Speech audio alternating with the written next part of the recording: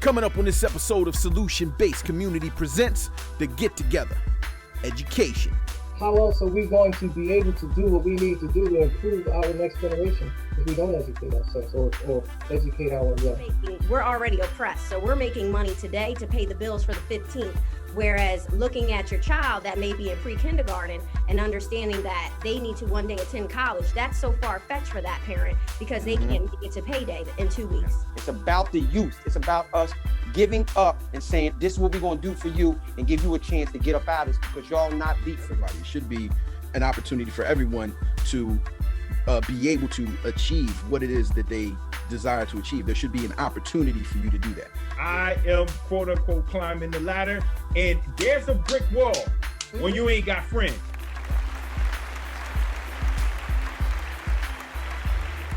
Welcome back, family. Welcome to another episode of the Solution Based Community Podcast. This is The Get Together. I'm your man, King King, and with me as always is my brother, the Elder Herb. What's good, bro? Peace, brother. Peace.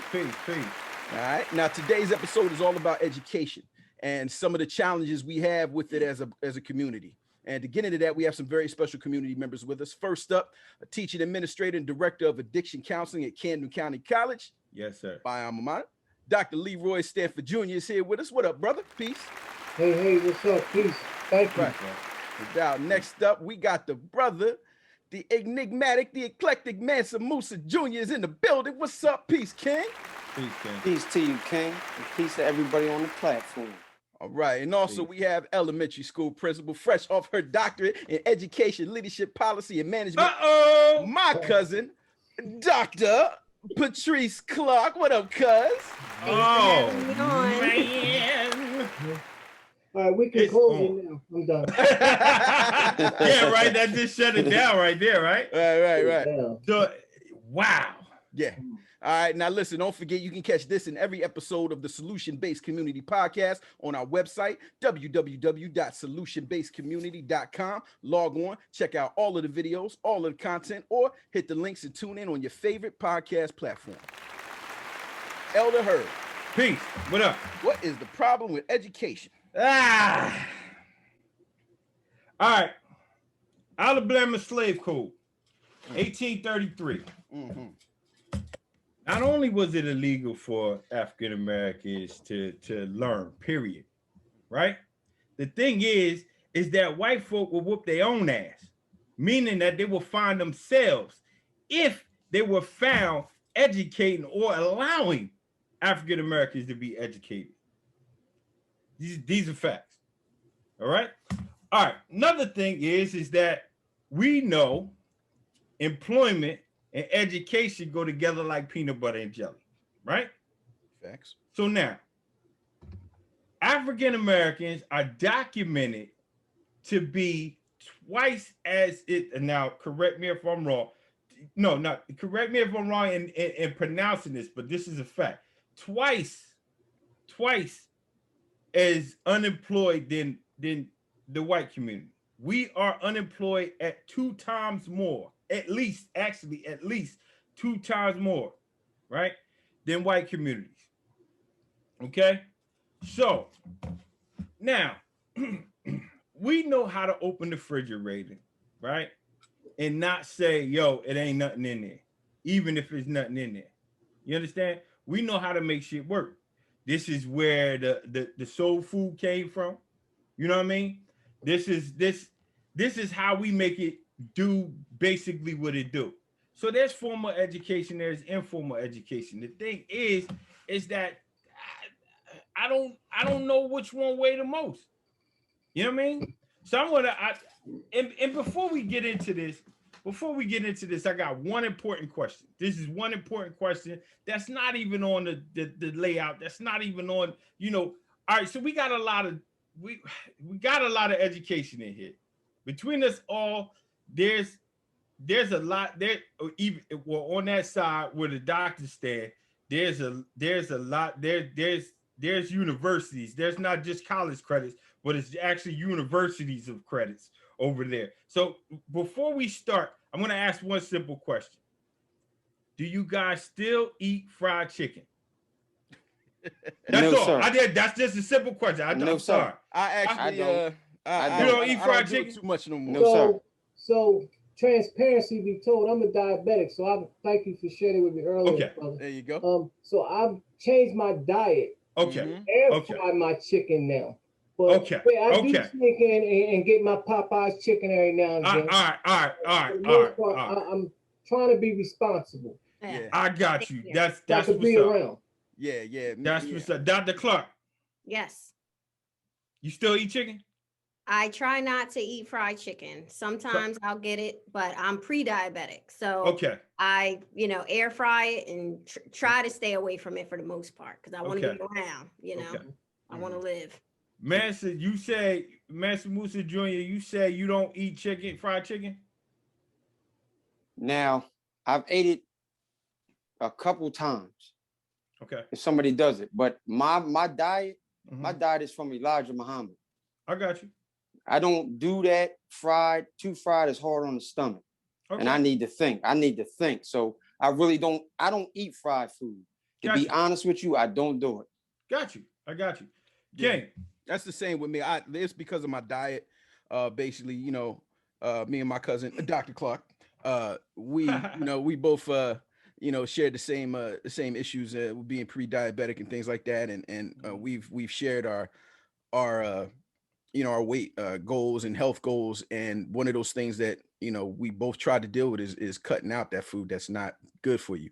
I have an actual reaction to fried chicken now because of the grease. Like, it does not do well in my gut, so if I eat fried chicken, I pay for it for a day and a half. True. So And I King, try to stay away could I from say it. something to you, King? Of course. Now, my father was a bad diabetic. He started with pills. He kept eating fried food, and guess what he had to go to? Insulin, hitting the stomach. So that means that if you look at Black people, it goes in your family. So me personally, I already was starting it like that. Okay. But I also got it from him saying, hey, don't do that. And I didn't want to do it. So it's getting to me to show like I don't want it to go through my family. Now, my children, they don't even deal with it. They don't like fried food. Well, I only asked it for it.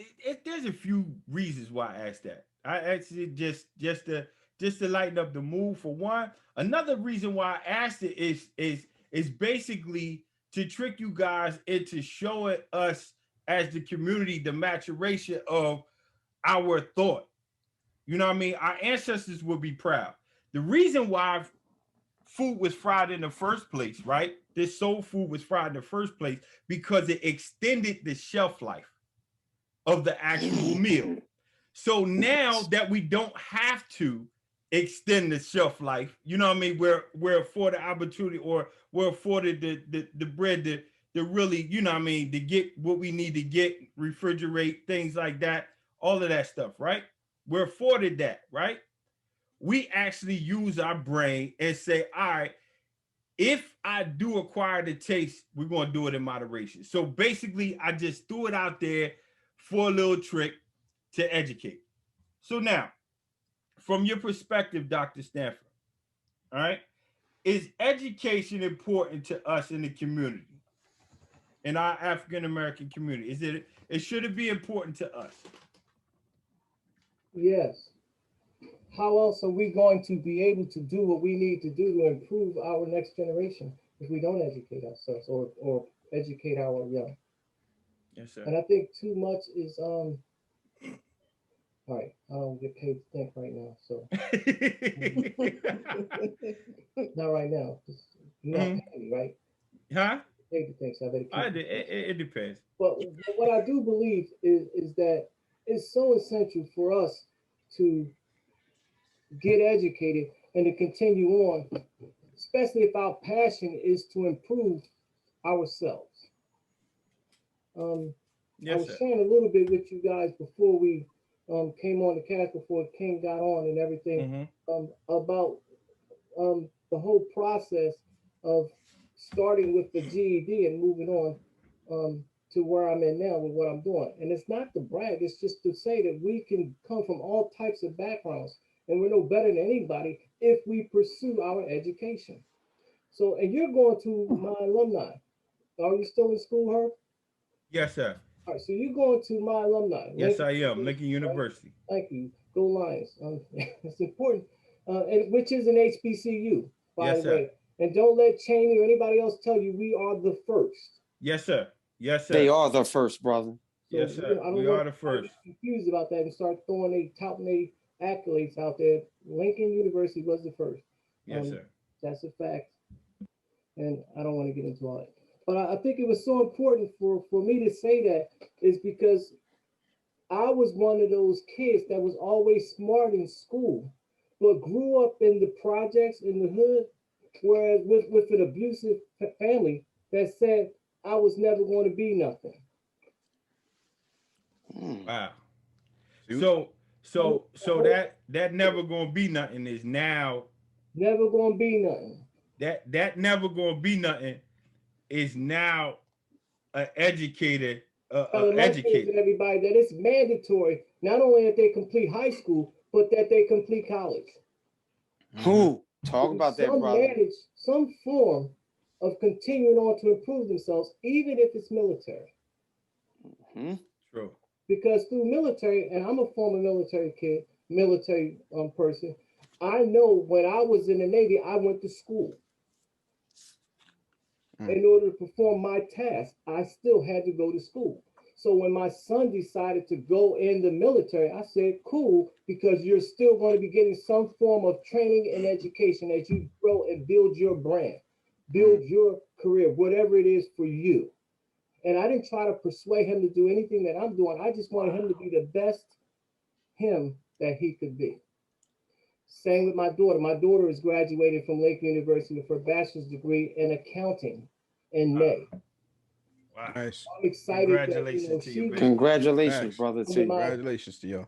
No, come to my alma mater. I'm excited that she decided to do that. But it was her choice. She had a 4.3 GPA in high school. Whoo! In high school. School. I've never gotten straight A's. Now, mind Me you, either. I had a GED because I dropped out in the 9th grade. I got mad because my coach told me I couldn't play basketball that year. Wow. I got emotional and said, if I can't play ball, I'm not coming to school. Didn't matter that at home they was telling me I wasn't going to be done anyway. So because they told me I'm sorry, I gotta tell my man. We know you're busy, man. I was told I wasn't going to be done, so I had to prove to myself at 16 when I did drop out of school, right? After, being told I couldn't play ball and I wasn't going to get to the next level of schooling, that I had to do something. So my mom got mad that I was dropping out, and she sent me straight to military school and Job Corps. There you go. I went to a Job Corps in Morganfield, Kentucky, y'all. Wow. I was in Prestonburg, brother. So you understand. Yes, I do. I had to go through that piece where we was still, and this was in the 80s, where, we were still fighting for our identity as a people anyway. So I'm in Kentucky in a Job Corps off the campus of military school, and they're telling us, get your blankety blank blank. And I feel to myself, because I don't curse in my home. I'm learning, right? Not a judgment or condemnation on anybody, but I'm learning as we grow personally. Not only do we change our appearance, we change our talk. And I don't say that to diminish how anybody talks, because I need you to be your authentic self. But when you come into certain platforms and certain avenues, you have to mind your P's and Q's. As a black man, and I gotta say this, because Herb came to an event in December 6th, 2019, before the pandemic. I did something called POP, Power of Purpose, and it was one of the things I built off the platform of Black Minds Matter following Dr. Luke Wood. I was telling you about this earlier out of San Diego State University. So I put on the platform at the college, and I got all these African-American professors at the college together. And Bobby Hammond used to be an NFL player for the Arizona Cardinals and the New York Jets back in his day. Okay. I had Pastor Keith Davis was scheduled to speak, but he had one of his junior pastors come talk that day. I had Rudy Wilson. I had a few people from the community come on, and we were talking about growing up male and the power of our purpose as African American men. I specifically asked Herb to speak because my guest speaker, my feature speaker, couldn't make it. And I was so amazed at your book. I hadn't read it, but you had written a book. And for me to see another man, I mean, I got Miles Monroe, I got T.D. Jakes, I got all African American books in my study here. But to have someone tangible with me, I mean, I've sat down with Van Johnson when he was writing his book and doing all these things, but I had someone right here in my face who wrote a book, and I was impressed with him. Regardless of how your vocabulary is, I was impressed that you had the discipline to put your thoughts on paper for the betterment of somebody else. And like we were saying earlier, that is the sole purpose of me doing this Black Minds Matter at the college, because some of the issues when I started my position at the college in 2016, it wasn't a lot of people like me who look like me as students or staff. Yes, sir. Now I get it, Dr. Clark, in elementary school, it's a lot of people like me in front of the kids that look like us. But when they get to that higher education, that secondary education level, you won't see a lot of us in junior college or in four-year institutions. Yes, sir. And I was just on the platform with NCAD, you know, that association I made you join, Herb, for us professionals, right? I was just on the platform. We were celebrating Black History Month, and one of the topics was, what can we do to put professionals like us in front of our clients? And, Yes, and in case I am the director of the addiction counseling program. So my whole thing is to build people to help people from hurting, i.e. change, recover, addiction, whatever you want to call it. I'm trying to help people help people. So my whole program is about training people to do just that, help people. And the problem is within our field, Herb, and you know this, there are more people who are non-colored helping people of color. That is fact. And that's a problem for me. Especially coming up the way I'm from Atlantic City. So I came up at the Institute for Human Development. Yes, I brought their name because I miss John Brooks. Him and my father was very close friends. They did jail time together. So I was honored to, one, get clean there, and then two, go back and work for the same program that saved my life. Yes, sir. So going there, my whole thing was, I had a Black man who was my counselor. And when I got there, it was a white man running the Black man's program whose name was on the door. Yes, sir. I had a problem with that. Yes, sir. So when I got in the field, Herb, I wanted to make sure everybody I trained saw someone like me or like them in front of the classroom, telling them that we should be helping ourselves. Yes, sir. Yes, and that sir. we can help ourselves and we can get paid doing it. Because a lot of people, let's face it, if you want me to be transparent about this education piece, Dr. Clark, you can tell me how it is in elementary level. But I know from where I'm at, in the role I'm at, they tell us we're not gonna make no money in teaching. Matter of fact, one guy who was my supervisor told me I didn't take that job because they don't pay enough money. And I kind of laughed. I kind of laughed because I know what I do, I know what I make, and I know what I bring to the table. And what I was trying to sell to him or tell him was, it's not that you can't make it, it's how you market yourself. How big is your brand? Well, there's a lot of misinformation amongst service employees in general. You'll hear them say things and becoming a police officer, they'll say they don't make enough money. They're very ill-informed on what a service job really is and the potential that you can have. Yes, they're in the potential, yes. So but most of our ancestors, they're not service jobs. They're, blue collar, whatever you could do, warehouse, factory. We don't have enough representation at the service level to encourage our young colored, children and students that this is a career opportunity for them. And a lot of times they see higher education as being a boundary and really, to getting to where they want to be in the education field. That's what I find. So yeah, and I like I love, but not like I love that point. I love that point, which leads me to ask you that same question, Doc. Dr. Clark, from your perspective, I know I know you're gonna say yeah, it's important, but from your perspective, tell me if it's important or not for us as an African American community to further our education, and if so, please elaborate.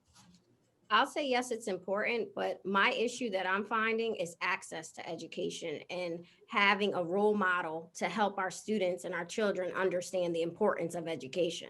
So I think as a whole, if you talk to any parent from pre-kindergarten up through high school, they do understand that education is important, but they don't put the emphasis on the educational part because I think our culture is so used to living day to day.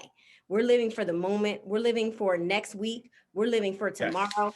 We're already oppressed. So we're making money today to pay the bills for the 15th. Whereas looking at your child that may be in pre-kindergarten and understanding that they need to one day attend college, that's so far fetched for that parent because they can't make it to payday in 2 weeks. And a lot of them lack that higher education in the home already. So if you don't have, children who are seeing parents who have actively gone for higher education, they don't see the importance of it. And they see that, I'll be honest, I've, taught and administrated in Black and minority communities, and the 8th grade graduation and the high school graduation is the hugest, the biggest celebration of their life. And when you ask them what's going on next, they don't really have a plan. They're taught to get through 8th grade, not pregnant, and then to get through high school, not pregnant, and then that's it. And they've achieved what, maybe they surpassed their parents at that time. So it's important, but I think, as a culture, we sometimes don't know how to coach our children into understanding what higher education can do for your life. I get calls all the time that, I could be a garbage man, I could be a police officer, I could be a firefighter, I don't need higher education, which is fine. Those trade jobs, those service jobs are very much necessary, but it's almost an out so that they don't have to have the pressure to go to college. They can do instead of that. Yes, So 100%. At what point do we put college as self-actualization and not just something to do? At what point? Whoa, 1 second. Actualization. Hold on. Break it down. Actualization. Whatever. I don't know what I'm sorry. Wait. So break that word down, sis. As a mean of personal gain, not even just for financial reasons, but to say that you went and the things they're going to teach you in a higher educational system, you don't learn in pre-K through 12. You learn how to be independent. You learn how to be a thinker. You learn how to be a leader. You learn how to be a critical thinker. Those skills they're taught at base level in pre-K through 12 education. But at what point do you say you want a higher education because you just want knowledge on that level? Not even for career satisfaction. Sometimes careers don't need a college education, but you want to go because you want that higher level of education. So that's what I say in terms of making ourselves better as a culture and determining what's for them and what's not. In my household, for me, college was not an option. I was raised at a very young age. My mother went to college. My father did not. My mother talked to me constantly about, college. She never, ever allowed me to believe I had any other options. My brother, who's 19 months younger than me, comes in the house in 10th grade and says, I'm not going to college. He was given other options. So it's all about, too, how you coach your children. But she realized that he may not have been college material and he didn't want to go to college. He is successful and that's fine. And I always say, not college is not for everybody, but for every child should have access to it if that's what they want. 100%. Yes, sir. Yeah. Hey, Mansa, where you at? Thank you so much, Dr. Clark. And thank you for breaking that word down for me too, because that was kind of. I don't got to do my self-esteem. Nah, I ain't gonna lie to you. I needed it broken down too. I ain't gonna lie. Nah, it hurt me. My self-esteem was torn apart, but now I know a big word. What my sister tell you? I'm gonna go upstairs and celebrate after this because I learned another word. What my sister wanted to tell you, it run in the family. They learn something every day. Yeah, he pisses me off though. He pisses me off. Brother Manson. Yes, sir. I'm gonna ask you the same question, man. All right, is it important for us? Is education important for us? Education is very key. Education teaches from generation to generation. True. Okay. True. Now, like the type of things that we've been taught, we can see that it doesn't work. It's proven. You can see it from generation to generation that we are not getting better. We're actually declining, you know? So what my thing is with me, agree, but go ahead.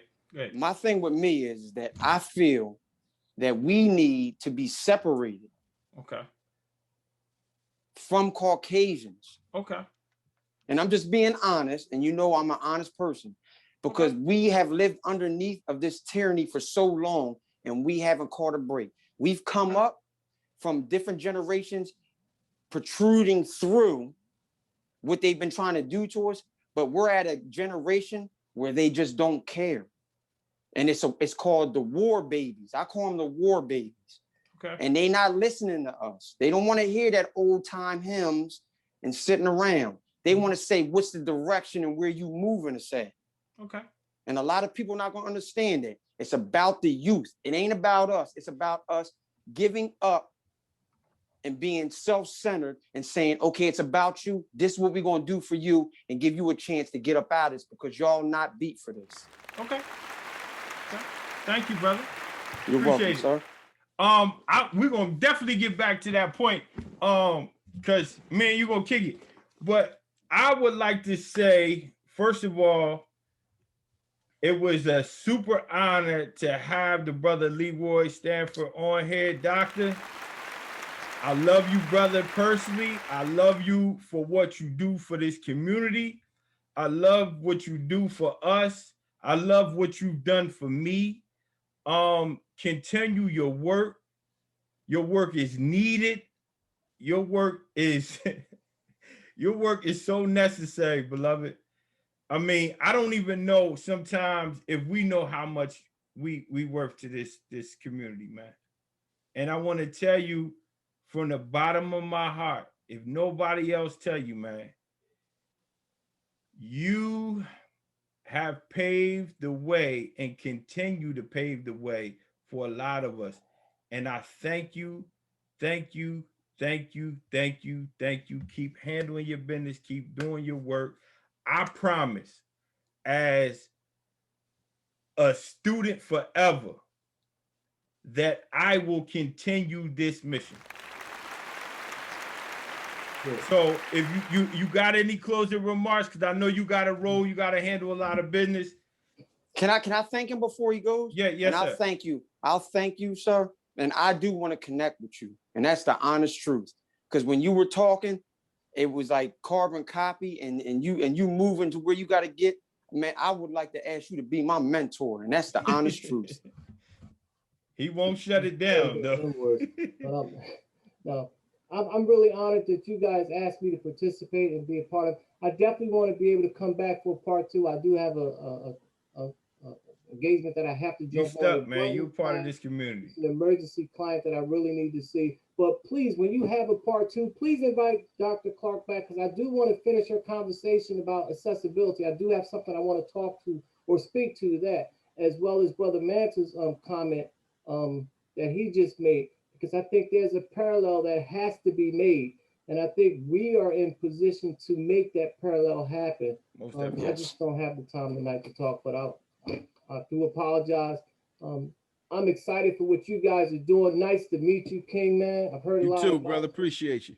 I'm excited for what you guys are doing, because this is a necessity right now in today's climate, especially where we're going. Thank you. Yes, sir. We have to link up. Great work Absolutely. you're doing down there at the college.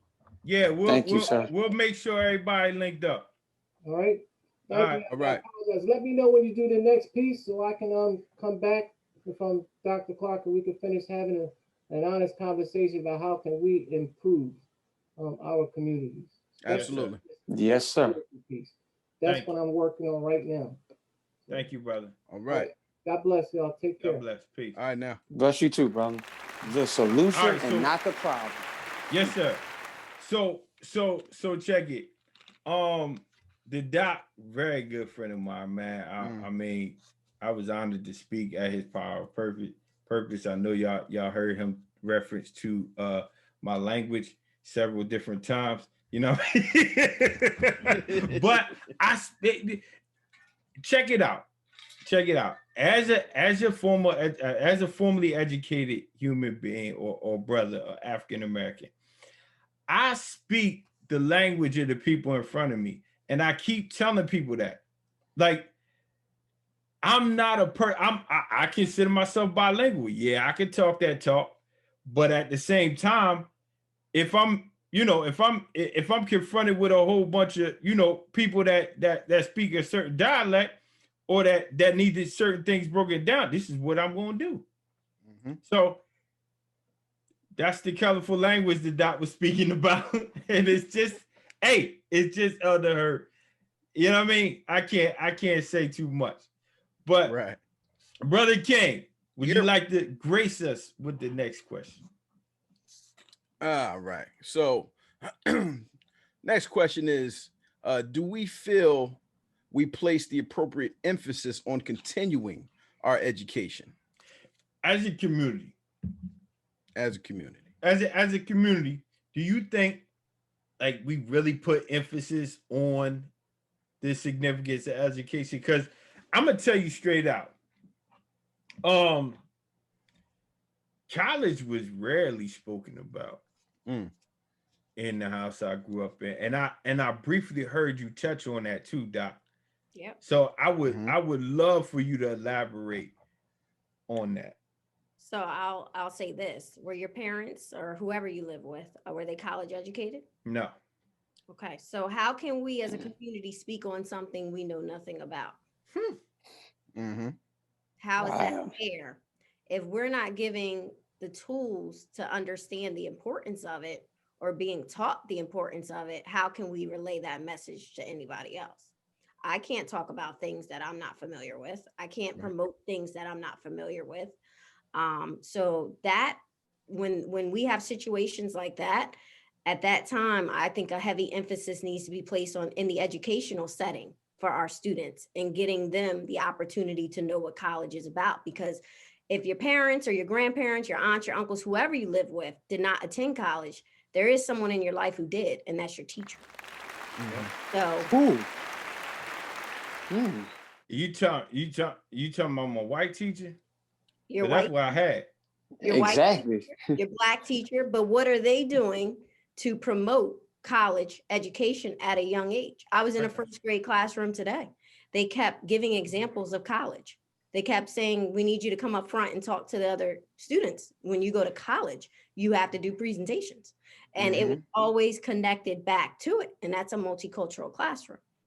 Okay. So, we can get into all this white teacher, black teacher, Spanish. We can get into that. Okay. But it's the teacher's responsibility to give those students an eye into what higher education is and to consistently talk about it and take those virtual field trips and get them out of the classroom to go see what it's like. No, I would like to go ahead and reference to what the doc was speaking about, what Dr. Stanford was speaking about, as far as he was speaking about cultural competency, right? And how we are really mandated, as people of service, right, to adjust our lingo or adjust our approach according to who's sitting in front of us. Just like I said, I speak the language of the person in front of me.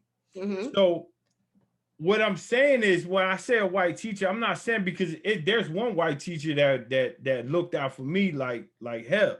You know what I mean? And I truly believe that we wouldn't be in the position we in today if it wasn't for good white people. So what I'm saying is that I'm not talking about just the skin, a white human being. I'm talking about that white culture saying like, oh, so why is it so hard for you to, just to say, oh shit, just sign the application, dude. Understand. Get up, get a job. You know what I mean? You know what I mean? Those type of people, you don't understand your privilege, or you don't care to take a listen or actually observe or assess, this particular moment and be, separate yourself from this selfish mindset that you have to see other people's point. You know what I'm saying? So I had teachers who would say, hey, you get out of school, go to college or whatever, and it just oh, how do you get in college? Oh, just ask your mom. Motherfucker. What do you yo, what the fuck? Who you think you talking to? Sometimes they're ignorant to the sense that not everyone, like I said, has the accessibility. Well, Yes. back to accessibility. Yes. And in the K to 12 education, we have to recognize that these students are coming from households that don't quite look like ours, and what the disadvantage is, and how do we get them, where they need to be, whether it's with their teachers, whether it's with the guidance department. What are we looking at to understand these students need to understand what college is like, not even just the application process, but understanding the importance of it. Sometimes, like I said before, we get to a point where we look at our parents chasing fast money. We're going to chase fast money. My first job, I was 14, babysitting. Then I went to the McDonald's. Then I went to the Eckerd, and I continuously worked. But in addition to working, like I said, it was pushed upon me to get a higher education. I could have just kept working and making that little bit of money and thinking that I was, making it in life, getting an apartment. But it was also pushed upon me to go higher and get the higher education. Now, I'll tell you something. I went to Rutgers. I got a bachelor's in sociology.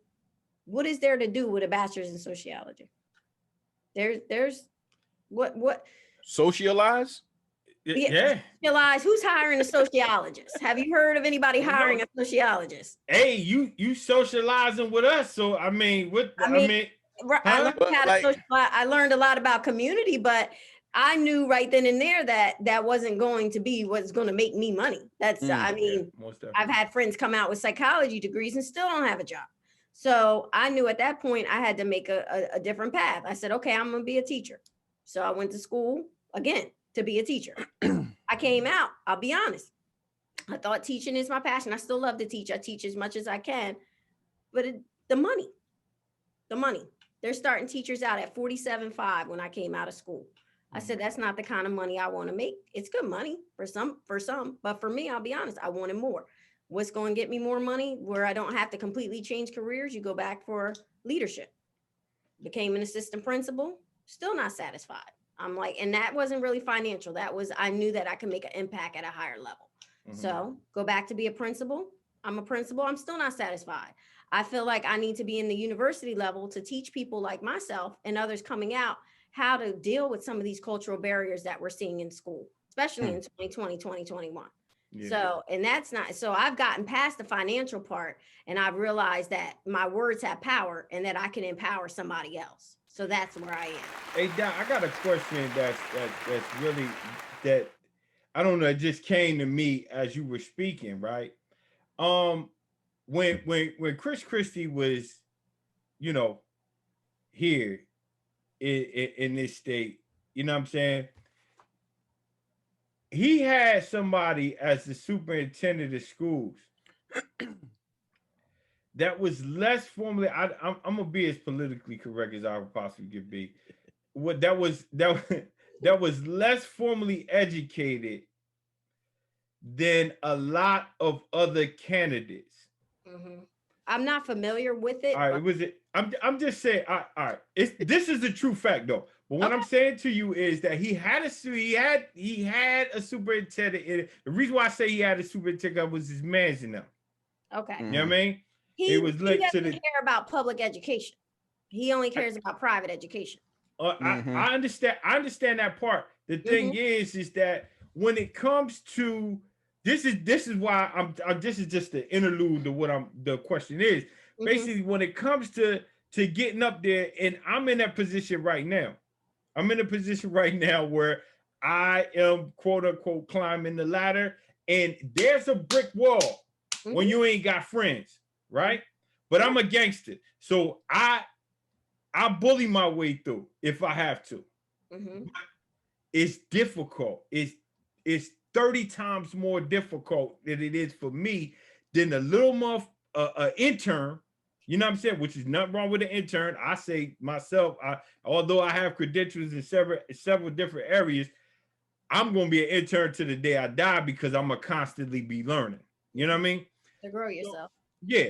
But you got interns that may, that may say, oh, all you got to do is just pick up the phone and call them, and they answer the phone. Like, damn, I called a motherfucker 12 times. You know what I'm saying? You understand what I'm saying? So I understand. It's who so you know. how do you get past the political part? You play in the political ball game. You start putting yourself in positions with those type of people to be noticed. Whew.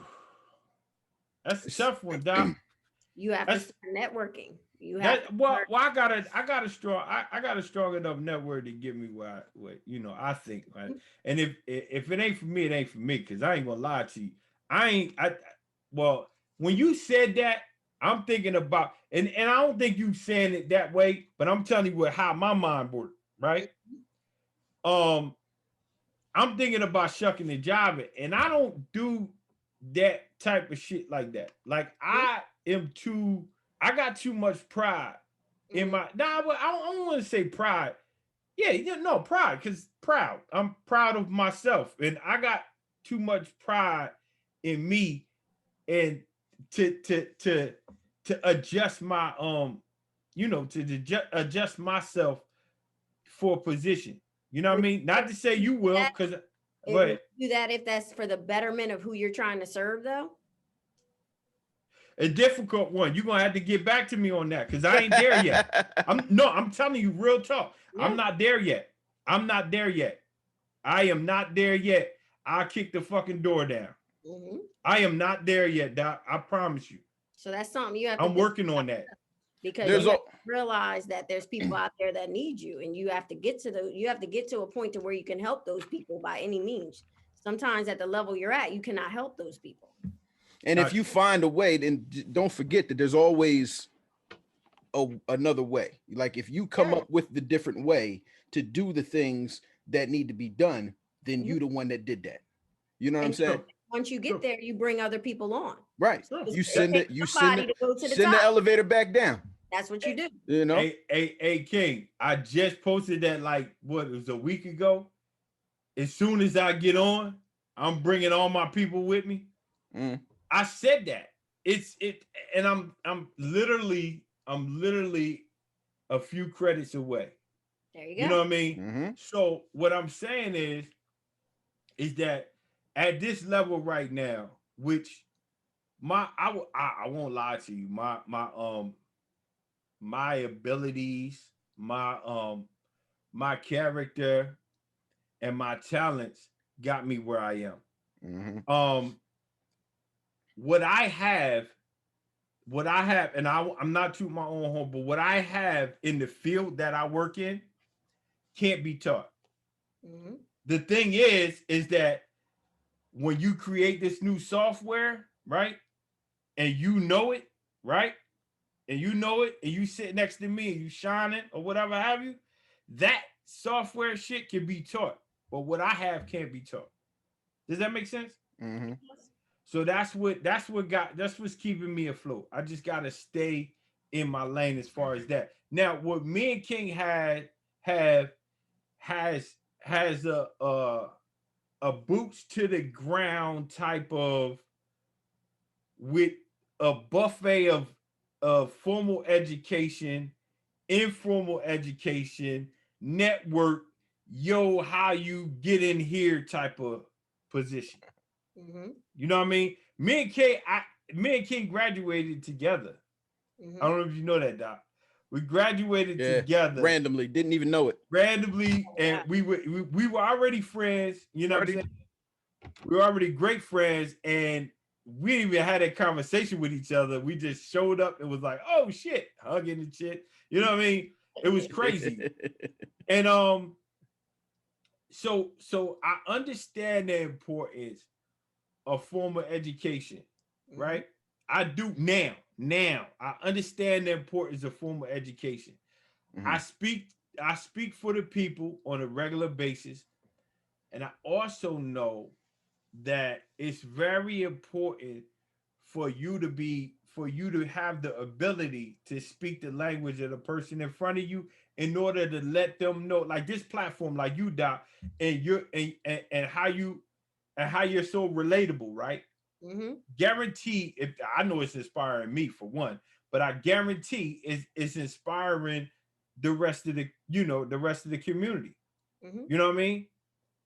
This doctor is actually talking and speaking to me in words that I can understand, except the big one that you said earlier, but you broke it down. So I give you a pass for that.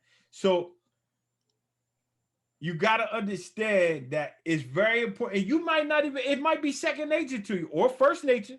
You know what I mean? Because I know, you know what I mean? You probably somebody like, hold up. Put my hair grease on, put my ponytail back and get the scrapping. But, but check it out. It's very important for us to identify with that part. You need that part in order to get the people to a better understanding of formal education being important. Yeah. You need that part where you could be relatable, right, Doc? The cultural identity. Yes. And understanding, the Black culture, the Latino culture, whatever culture. There's many different cultures that this world is made up of, especially the United States, and understanding what our students need. And just because, they may be Black, they may be in an area where college is spoken about frequently, and that's all they know. And that's all they understand. And they're going to grow up and want to attend. You may be in the next zip code, right, across the river where it's not spoken of, and they know to get a job at 14 and get out the house at 18 and hope you make it in life. And I say education is extremely important, and higher education is important. I put this disclaimer on college though, because it's not for everybody. And I will continue to say that. And if a child decides that that's not what they want, by all means, they should be allowed to do, it's their life, do what they want.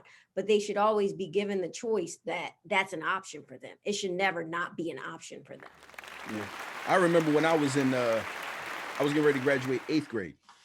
And I had decided at the time that I did not want to go to college. I wanted to go to trade school. All right. So we had a choice. We can go to BCIT, or I could have went to, Rancocas Valley, RV. All right. So I could have went to either one of those. It's traditional RV or go to the BCIT trade school. I wanted to go to the trade school. My mother said no. My mom said, no, you're going to go to regular traditional high school and you're going to go to college. And I was saying to myself, I'm good with my hands. I'm good with, figuring things out. I want to go do that. But she said, no, but what that did to me instead was it made me want to be right.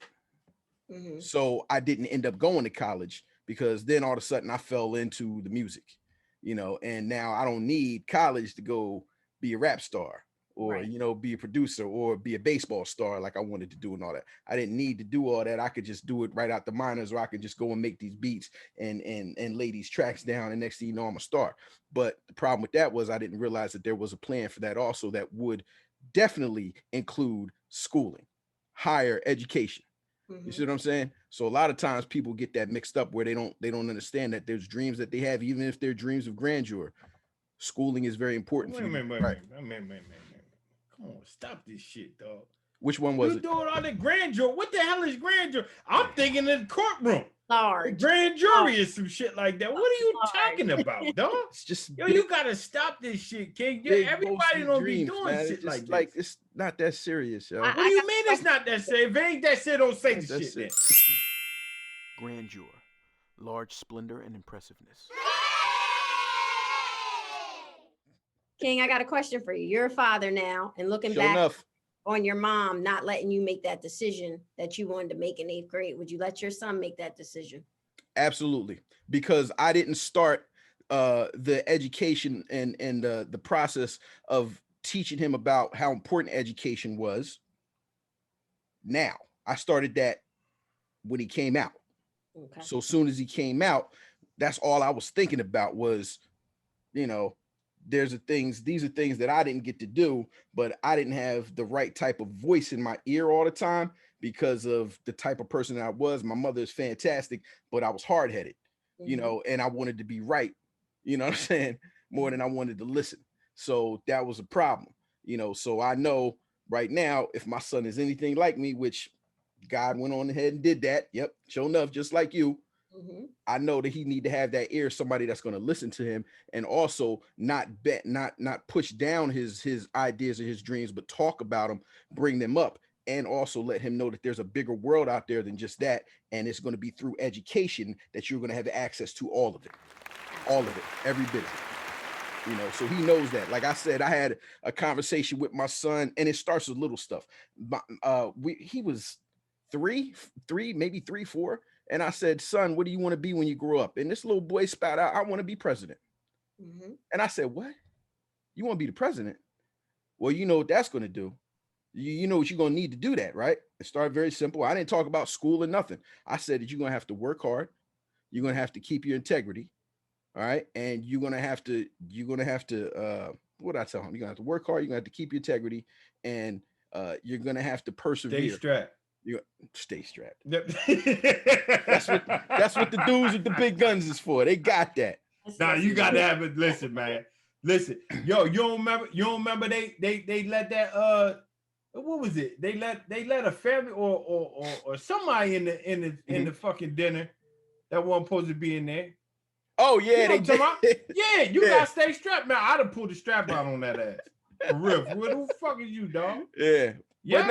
But nah, for real, like he surprised me with that, but I taught him the little ideals behind what it was that he needed to go for, you know. So that's just like kind of seeding that, so that way I can build on that. That's where that foundation is at. So he understands, you know, what integrity is. He understands that you don't be lying, and you know, you gotta say what you mean what you say, and all that. You know, he understands that. You know, now he wants to be something completely different, but it's still, he'll change another 10 times. It'll change. He has the support of you, and that's what's important. No matter what he says he wants to do, within reason, you're giving him support. So exactly, you know, no matter what it is. Mm-hmm. Even if he wants to be a rap star or something like that, you know, like, all right, you know, what's your plan B? I have a plan B, because what if that doesn't work out? Come on down. Now, see, that's the one thing that I always tell people about. I'm like, if there's a plan for anything that feels realistic to us, we won't ask them about the plan B. If he said, I want to be a lawyer, we're going to tell him step by step what it is that he needs to do. But there's a plan for everything too. So I'm going to just make sure that he knows that schooling is involved in whatever plan he going to come up with. You know what I'm saying? Can I tell you this though, King? What's that? First of all, my first release, my first book, first and only book as of right this second, I'm actually writing another book, is entitled From GED to College Degree, right? So, of course, I have a GED, and, you know, I'm on to further in my education in another area and things like that, right? Although I didn't come from that background, along the way, I realized how important formal education is, right? Especially for us in the African-American community, right? You can have a white person of privilege have a high school diploma that a joke in our community has to have at least a bachelor's to get. And I've seen it with my own eyes. Is it like that everywhere? No. It's equal opportunity so in a lot more places now than it was back then, right? But what I will say is my wife and I have come to an agreement that we will place the foot on the necks of our children to get at least a 4-year degree. Now, the reason I say this is because regardless of whatever, I don't give a shit if you want to be a cashier. Regardless of what area you want to go in, you understand? You will be more employable, right? Concrete, you will be more employable, and you are more inclined to maintain your employment with a 4-year degree. Now, if you want to further it after that, hey, you got my blessings, and you might have me and my wife donate a few ones, if not all, to the shit. You know what I mean? Because that's my retirement plan, is my kids. You know what I mean? I done fucked it all up. Yeah, my retirement plan is my You kids. didn't know that? Yeah. I told my son, That's not a bad idea. I swear to God, and I'll show you it in writing. I tell my son, I'm raising you to make decisions for me. God damn it. So you better be doing what you need to do. I swear to God, I tell him that. So what do you, hey Doc, what do you feel like? I'm curious, and I'm curious about you too, King. Don't get it twisted. I'm curious to see what you got to say about that. You a damn lie. I want to, huh? You a damn lie. You don't be caring what I say. Actually, I do. At this point, I do, because I actually want a reason to debate with you. But anyway, I want to ask the Doc, and I'm going to sit back as humble as I possibly could be to listen to your response. How do you feel about what I just said? I have mixed feelings about it. The reason being is because, like I said before, they should have a choice in their life. And I'm big on that. They should have a choice, and it should be supported within reason. Let me say that. The plan, you go back to talking about having a plan, which is very important. You're college educated, so I understand. And I'm not a mother yet. So let me put that disclaimer on there. I don't have any children. So that's a hell of a disclaimer, but go ahead.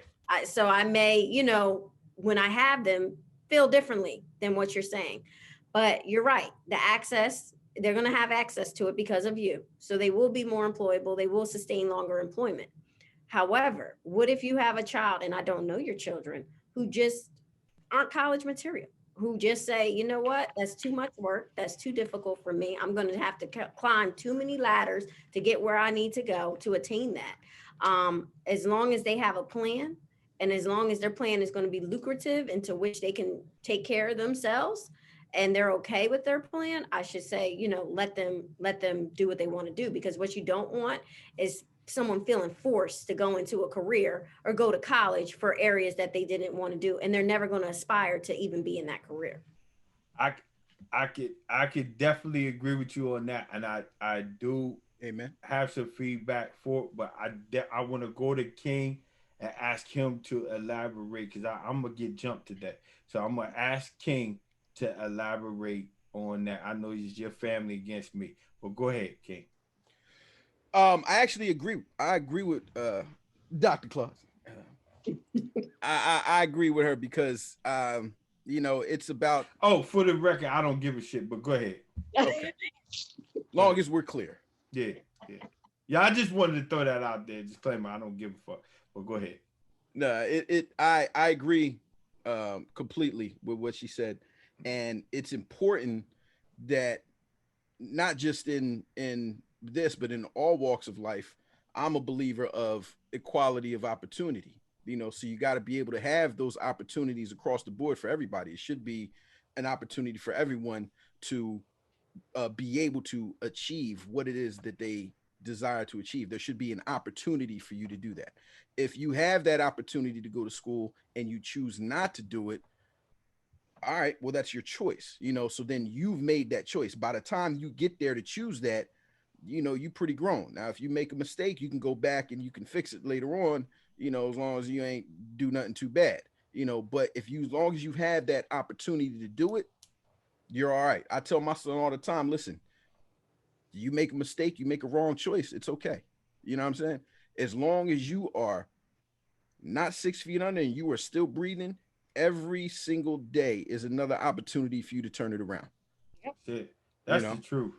Yeah, that's real time. And I hate to agree with you on that. I really do. I know. I really don't. It doesn't even. I know feel it burns. Right. It don't don't even it? taste right coming it out burns. my mouth. I know. Yeah, but I check this out. I understand what you guys are saying. I totally agree with what you guys are saying. The thing is that here it is. My son, my 17-year-old son, he'll be 18 next month, right?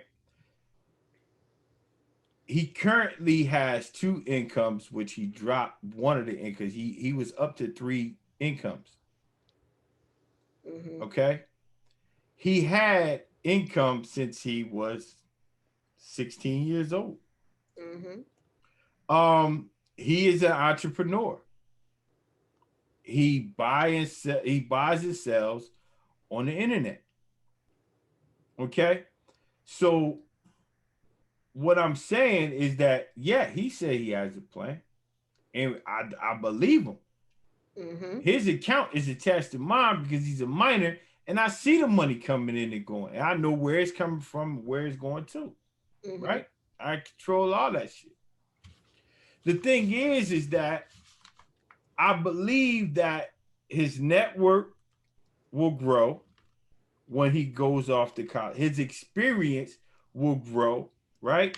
His understanding will grow. His dialect, his ability to socialize will grow, right? His opportunity will grow. So therefore, his business will grow. Does he want to go? Huh? Does he want to go to college? I don't give a shit if he want to go. Are you paying for it? Yeah, we pay. Yeah, you goddamn right. Okay. And he ain't got no choice but to score as high as he could possibly score because it's on the dollar. Does he have the ability? So his grades are. Of course. Okay.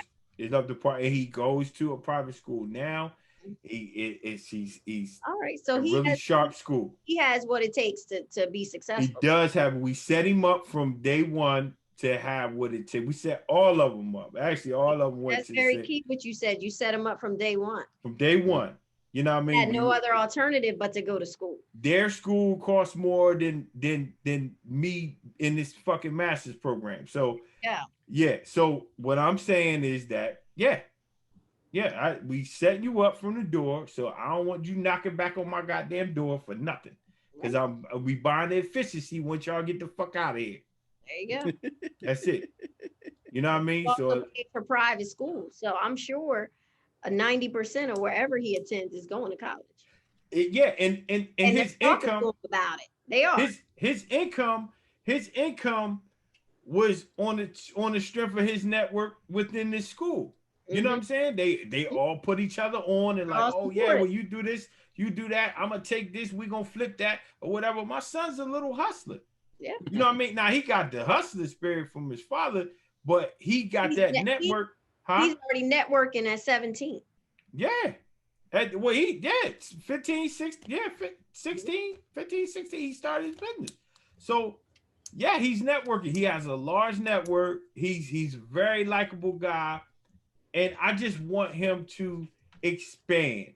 Right. I'm not trying to direct you. I'm trying to expose you, if that makes sense. And that makes sense. But you know, you as a parent, you recognize his talents. You've invested in his talents from a young age. We invested in me and mother. Yeah. Yep. You have made it so that he has those options. And then you have told him your option is, you know, you want to go to, you know, Harvard or you want to go to Hampton. That's your choice. That you've given him that, you know, free choice. But he's going to go to college because that's what's important to you and your wife and your household. So I just go back to that very first question about how important is education. It also depends upon the access you have to it and the knowledge you have to what higher education can do for your life. Yep, most definitely. And in that particular well, you know, he I believe wholeheartedly that this thing is going to expose you to a bigger crowd that is ultimately going to build what you have going on. And you don't have no fucking choice but to do it because daddy said so. Right. Right. Agreed. Well, listen, I want to ask this last question. It's kind of an amalgam of two. What? Again? Really? Come on, dog. It's not that serious, man. Amalgam? Amalgam, a mixture or blend. Man, just go ahead and take this shit. I don't even give a fuck if I don't know this shit. I'm lost. I'm gonna be over here chilling in the car. I don't know what the fuck he talking about. Go Combination. It's a combination. All right, well, say that shit. That's got if more you know syllables. The word to fill it, if you know that word, then say the shit. Combination bigger than amalgam. It's a mixture. All right, we'll go with mixture. How's that? There we go. All right, bro. All right, just go ahead with the stupid ass shit. Go ahead. Dr. Clark, what benefits are out there and for people who don't know, you know, how to get access to higher education, and what advice would you give them? The advice that I would give them is to, and it's just kind of loosely advisable because again, I'm talking about accessibility, would be to find someone in their field that they're interested in pursuing. Or if they don't even know what field they're interested in pursuing, maybe they just want to go to college. Talking to someone that they can find to talk to get that information on how to even start. And that's easy to say. It's easy for me to say because of the circles that I'm in, you know, and you look at kids in high school who really feel like they have nowhere to turn or anybody to talk to. But I would say just trying to find someone who can advise them or guide them or give them some of the information. And it's going to sound a little cliche, but the internet right now, I mean, the internet is full of information, and Google is very full of information, and they have to start reading and they have to start researching and trying to decide what's going to be the better outcome for them for attending a higher university, what scholarships are out there, what field is going to yield the most for their money. If they're strapped with money or tight on money, you can't just go to college. Don't waste it. Yeah. College degree. You know, you have to be very targeted in what you want to do and have goals in place and know what your end goal is. But it would be definitely to try to find someone that they're trusted that can to lead them in that way. But also, if they have no one, the internet right now is a resource for them to try and understand. And then once they narrow it down off the internet, reaching out to particular universities and asking for advisement, asking for the Black Student Council, asking for, you know, the Black guidance counselor there, and just saying, you know, I need to talk to so-and-so. And then that person on the inside can help advise them further on how to accomplish what they want to accomplish. Another thing is that, man, you know, going, we usually do it too. You know what I mean? I remember my homeboys or my homegirls getting jobs in different places, and me asking them a simple question: "Yo, how you get this job?" You know what I mean? And don't be afraid. My advice is don't be afraid to ask, you know, that person who you feel like, you know, can identify with you a little bit. Don't be afraid to ask them, yo, how you get to where you got to? Yep. See, when I was just, actually, I wrote about this. When I was younger, when we were younger, me and a best friend of mine, we used to take the 404 bus, and we should go around, you know what I'm saying, and just take it to where when it come back, you know what I mean, till I stop. We used to pay the $1. And eventually my cousin started dating the bus driver, and word is bond. The bus driver used to let us on free. So we should just go around, and I used to start claiming shit. Like, yeah, that's my car. Yeah, I'm gonna live in this area right here. And actually I do live in the area that I claim, but I'm not talking no spooky, you know, shit. You know what I mean? Like, oh yeah, you know, the rain and God sent it down on me. No, I'm just saying I end up having to, you know, years later live in the community that I claim. And the cars are old now. You know what I mean? They're not as new as they once were and things like that. But I used to see people in suits and ties, and that's the reason. If anybody is listening to this podcast at this moment, I want them to hear this part. This is the sole reason why I wear suits to work every day. It's because I used to see people do that, and I used to feel so far removed from it, but I used to love the look so much that I used to hate myself, and I used to hate them, you know, from my own feeling, from me feeling separated from them. But that's the sole reason why I wear suits every day. That's the sole reason why I have over 20 suits in my closet, and, you know, probably 70 ties and shit like that, and a bunch of shoes and all that stuff. But that's the sole reason. But anyway, the connectivity to success. I think as a community, we just need to ask questions to those people who we identify with. So if Dr. Clark is somebody that you can see yourself talking to at the barbecue, or I saw you as over such and such. Oh yeah, my little cousin live there. Oh, you got a little cousin over here. How you gonna be a doctor and you gonna have a cousin in the hood like that? Man, I'm from this neighborhood, boy. Get the hell out of here. Oh, word? How you get all that then? You understand? Yeah, we need to stop being so proud. We need to stop being so proud. Real talk. Real talk. If we don't understand, we need to seek to understand. And that's something I've learned even within the own family. You know, I'm a wealth of knowledge when it comes to education. My family doesn't utilize me to which they could. Yeah. You know. Shoot, I called you. Yeah, you did. Some people don't. And this is what I do for a living. So if I'm helping some other people's children be successful, why wouldn't I help, you know, the ones in my family? Well, so that's what I do every day.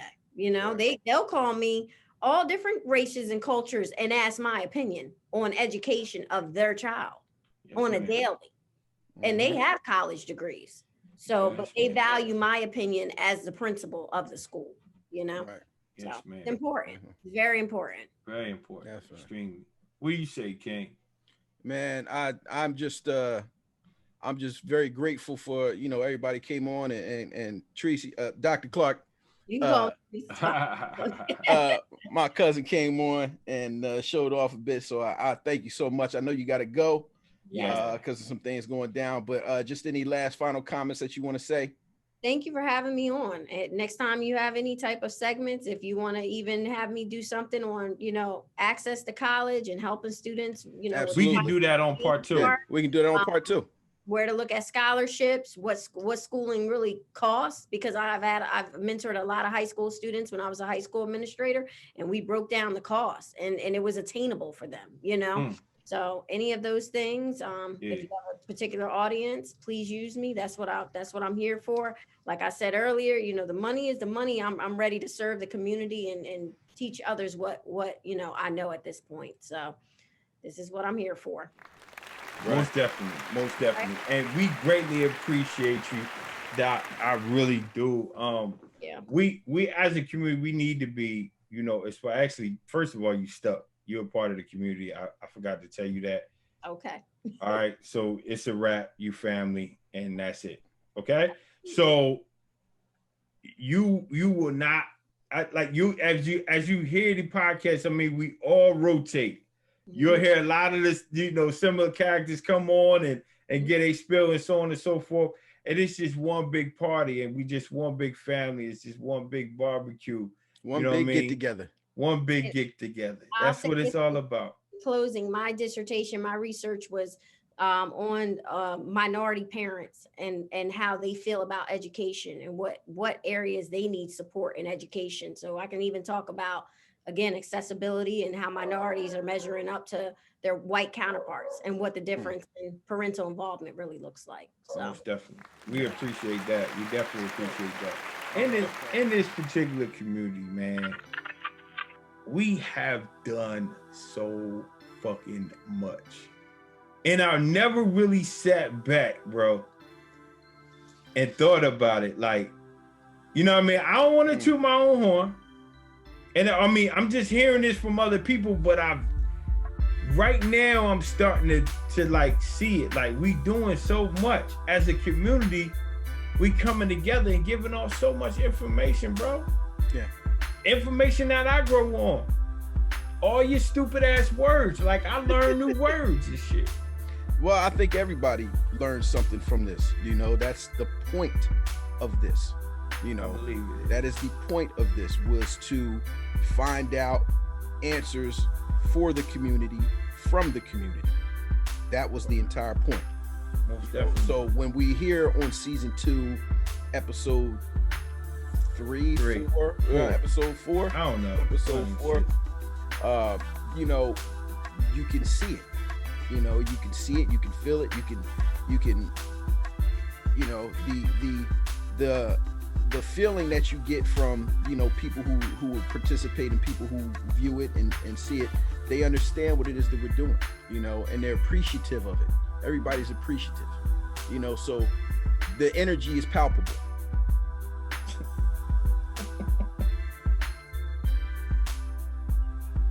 the fuck out. 4. That's 4. I got you 4. Oh my God. yo, the energy is palpable. Get the fuck out of it. I'm not even going. I'm not entertaining that. I'm putting shit. all 4 of them in there. Yo, check it though. Truth be told, like, we gotta have another. That will be part 2. Because there are things gotta that we be didn't. another part. There are two. things that we didn't even think Manson about. fell Like, off. I don't know where the fuck Manson went. Dr. Stanford had to go. Yeah. Dr. Clark had to roll. Yeah, she had an emergency, man. Yeah. School emergency. So, Yeah. COVID thing going on. So it's like, Yeah, and hope the everybody's doc had okay. an emergency at his job too. So yeah, we're gonna have to link back up, man. But yeah, as to do a part 2. yeah, most definitely. I just would like to say to the community, thank you guys, man. I'm like, I never even dreamed that it would be this big, and I never even dreamed that we would have so many different characters, so many different laughs. Like, people think that we be setting this shit up with the words and all of that shit. This is real talk. You know what I mean? And I really don't be knowing a lot of these words, especially the palpable shit. I'm actually gonna Google that. But from the bottom of my heart, I truly want to thank the community, man, and Bro. yeah, and we're gonna do this part 2 of education like we should, because I think the community deserves it. Yeah. And with that, I say Peace. Well, that was educational. Be sure to tune in next week when we tackle charity in the Black community. But until then, head over to www.solutionbasedcommunity.com. Check out all our videos, all the content, or hit the links and tune in on your favorite podcast platform. Oh, and palpable, that means so intense that you feel like you can touch it.